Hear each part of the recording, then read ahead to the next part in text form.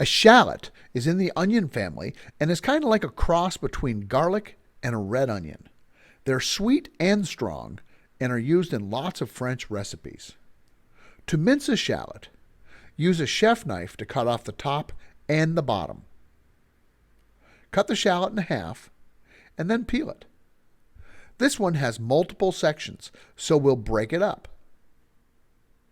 Use the peelings in stock or discard them. Make small, thin slices in one direction on the shallot, but don't go all the way through to the end. We use this back end to hold the shallot together when we dice.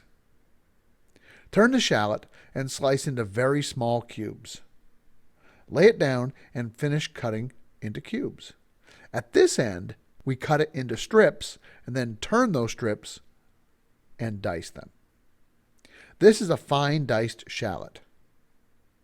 To finish mincing, use your chef knife in a rocking motion like this. These are minced shallots. They're great in French recipes.